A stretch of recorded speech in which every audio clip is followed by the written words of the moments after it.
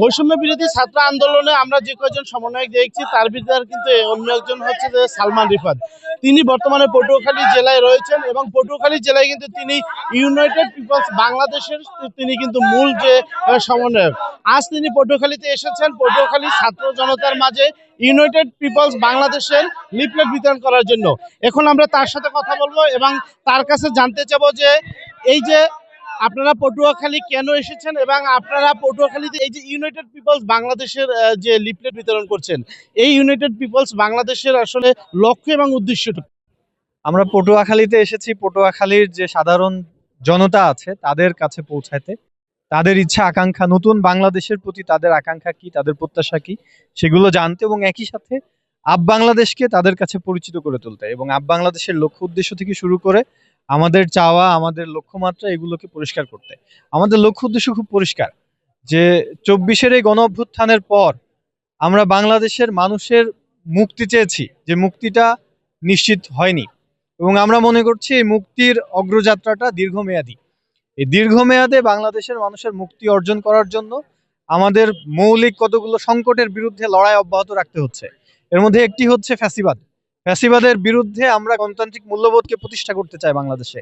একই সাথে বাংলাদেশি বিদেশি যত আধিপত্যবাদী শক্তি আছে যারা এদেশের উপর আগ্রাসন চালিয়ে এসেছে এত বছর, তাদের এই আগ্রাসনের বিরুদ্ধে বাংলাদেশি আত্মপরিচয়কে ধারণ করে আমরা শক্তিশালী মূল্যবোধ তৈরি করতে চাই। একই সাথে এদেশের মানুষের সকল ধর্মের মতের মানুষের ধর্মীয় সম্প্রীতির একটি সমাজ গঠন করতে চাই এবং ধর্ম পালনের ধর্মীয় স্বাধীনতা নিশ্চিত করতে চাই। আর একই সাথে দুর্নীতির বিরুদ্ধে গিয়ে আমরা সুশাসন সুবিচারের মাধ্যমে বাংলাদেশের মানুষের অর্থনৈতিক মুক্তি নিশ্চিত করতে চাই। এগুলো আমাদের দীর্ঘমেয়াদী লক্ষ্য এবং এই লক্ষ্য অর্জনের জন্য আমরা এই যে এতদিন যারা ফ্যাসিবাদ কায়েম করেছিল, এতদিন যারা গুম খুনের রাজনীতির মাধ্যমে বাংলাদেশে একটা একদলীয় স্বৈরাচারী শাসন ব্যবস্থা কায়েম রেখেছিল, তাদের বিচারের জন্য আন্দোলন করছি। একই সাথে আমরা যারা দুর্নীতি করে হাজার হাজার কোটি টাকা বাইরে লোপাট করেছে, এই দুর্নীতির বিরুদ্ধে আওয়াজ তুলছি। একই সাথে যেই কাঠামোগুলো আছে, কাঠামোর কারণে এখনো যারা এর ক্ষমতায় আসুক তারা স্বৈরাচারী হয়ে ওঠার সম্ভাবনা আছে, কাঠামোগুলোকে নষ্ট করে আমরা এই বাংলাদেশে প্রতিষ্ঠানগুলো তো নাই, ধ্বংস হয়ে গেছে। গত 16 বছরে প্রত্যেকটা প্রতিষ্ঠান এবং রাষ্ট্রীয় ব্যবস্থাকে ধ্বংস করে দিয়েছে। এই ব্যবস্থাগুলোকে মেরামত করা, এটার জন্য যে মৌলিক সংস্কার প্রয়োজন, সেই সংস্কারের জন্য সরকারকে চাপ দিচ্ছি আর কি। এবং এই কাজগুলো আমরা করতে চাই জনগণকে সাথে নিয়ে, একেবারে প্রান্তিক পর্যায়ের ছাত্র জনতা সবাইকে সাথে নিয়ে আমরা এই বাংলাদেশের মৌলিক পরিবর্তনগুলো আনতে চাই। ইন প্র্যাকটিস একদম রাজনীতিতে চর্চার মধ্যে যাতে পরিবর্তন আসে, সেই লক্ষ্য নিয়ে আমরা কাজ করছি। জি, ধন্যবাদ। আমরা এতক্ষণ কথা বলছিলাম, তিনি কিন্তু জানাচ্ছিলেন যে তাদের লক্ষ্য এবং উদ্দেশ্য। আমরা আপনার কাছে জানতে চাই যে যে আন্দোলনের জন্য আপনারা সংগ্রাম করেছেন বাংলাদেশ থেকে যে বৈষম্য দূর করার জন্য, আদৌ কি সে বাংলাদেশ থেকে বৈষম্য দূর হয়েছে কিনা? দেখুন, বাংলাদেশ থেকে যদি প্রকৃতভাবে বৈষম্য দূর হতো তাহলে হয়তো বাংলাদেশের এইভাবে আবার অবতারণা করতে হতো না। আমরা যেই আকাঙ্ক্ষা রেখেছিলাম বা যে রাজনৈতিক পরিবর্তন আশা করেছিলাম, সে ধরনের পরিবর্তনের আসলে তেমন কোনো রূপরেখা আমরা দেখতে পারিনি এবং আমরা বুঝেছি যে মানুষ আসলেই চায় কিছু পরিবর্তন হতে এবং সেই জায়গা থেকে আসলে বাংলাদেশের আবির্ভাব। এবং আমরা চাচ্ছি যে মানুষের ভিতরে যে আকাঙ্ক্ষাটা ছিল এবং সেটা পূরণ করার মতো কিছু যোগ্য মানুষ এবং কিছু মানুষের প্রচেষ্টা অব্যাহত রাখা উচিত এবং সেই লক্ষ্যমাত্রা থেকেই আমরা বাংলাদেশ গঠন করেছি। এর একটি রাজনৈতিক প্ল্যাটফর্ম এবং আমরা চাইবো যে মানুষ যে বৈষম্যহীন সমতার রাজনীতি দেখতে চায় বাংলাদেশে, সেটা প্রতিষ্ঠা করাই হবে বাংলাদেশের মেন কাজ।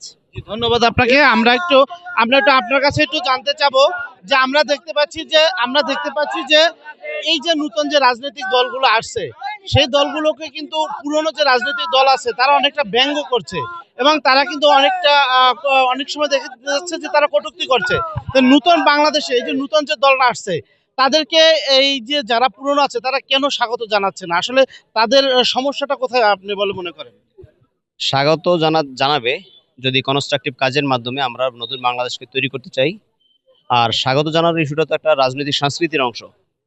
আমরা যে পুরানো রাজনৈতিক সংস্কৃতি ইউনাইটেড পিপলস বাংলাদেশ, আমরা বলছি যে আমরা টোটাল রাজনৈতিক সংস্কৃতিকে পরিবর্তন করব এবং এমন একটা রাজনৈতিক টলারেবল সোসাইটি করতে চাই যে সমাজে একে অপরের কম্পোনেন্ট হয়ে উঠবে এবং সবাই মিলে সবার রাজনৈতিক স্বার্থ, ব্যক্তির স্বার্থ থেকে বাংলাদেশ স্বার্থটাকে সবাই মূল্যায়ন করবে। তাহলে সবাইকে স্বাগত জানাবো ইনশাল্লাহ। ধন্যবাদ আপনাকে। আমরা কিন্তু তাদের কিন্তু মন্তব্য শুনছিলাম এবং আমরা কিন্তু আপনাদেরকে দেখানোর চেষ্টা করছি যে তারা কিন্তু এখানে কিন্তু বিভিন্ন স্লোগানে কিন্তু এখানে কিন্তু অনেক যে ফেসিবাদের যে বাংলাদেশ থেকে মুক্তির সেই বিষয়টি নিয়ে কিন্তু তারা তুলে ধরছেন। আমি আপনার কাছে জানতে চাচ্ছি যে বাংলাদেশ থেকে ফেসিবাদ বলেন এবং বৈষম্য বলেন, এটা তো সম্পূর্ণভাবে দূর হয়নি। তো যার জন্য আপনারা আন্দোলন করলেন, সেই আন্দোলনের যে উদ্দেশ্য ছিল, সেই উদ্দেশ্য কি আপনাদের সফল হয়েছে কিনা? আমাদের উদ্দেশ্য এখনো সফল হয় নাই। আমরা আশাবাদী যে সামনে আমাদের যে নতুন রাজনৈতিক যে দল আমরা গঠন করতে যাচ্ছি, যে আমাদের যে রাজনৈতিক প্ল্যাটফর্ম গঠন হচ্ছে, আমরা আশা করি যে ভবিষ্যৎ বাংলাদেশের যে জনগণ এরা চাচ্ছে যে বাংলাদেশকে একটি বৈষম্যমুক্ত এবং চাঁদাবাজ সন্ত্রাসী মুক্ত একটি বাংলাদেশ গঠন হবে। এজন্য আমরা কাজ করে যাচ্ছি এবং আমরা সারা বাংলাদেশের সকল জনগণের কাছে আমরা যাচ্ছি। আশাবাদী আমরা যে ইনশাআল্লাহ আমরা সফল হব। জি, ধন্যবাদ আপনাকে। আমরা এতক্ষণ কথা বলছিলাম বাংলাদেশ ইউনাইটেড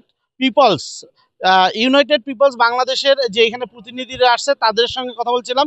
তারা কিন্তু আমাদেরকে জানাচ্ছিলেন যে আগামীর বাংলাদেশ গড়তে কিন্তু তারা বদ্ধপরিকর। বাংলাদেশ থেকে বৈষম্য দূর করার জন্য তারা যে জুলাইয়ে আন্দোলন শুরু করেছিলেন, সেই আন্দোলন কিন্তু তাদের এখনো শেষ হয়নি। তারা সেই আন্দোলনকে কিন্তু এখনো চালিয়ে যাচ্ছে। যতদিন থেকে বাংলাদেশ থেকে এই বৈষম্য দূর না হবে, বাংলাদেশ থেকে যতদিন পর্যন্ত ফ্যাসিবাদ দূর না হবে, ততদিন পর্যন্ত কিন্তু তাদের এই আন্দোলন চালিয়ে যাবে বলে তারা আমাদেরকে জানাচ্ছিলেন।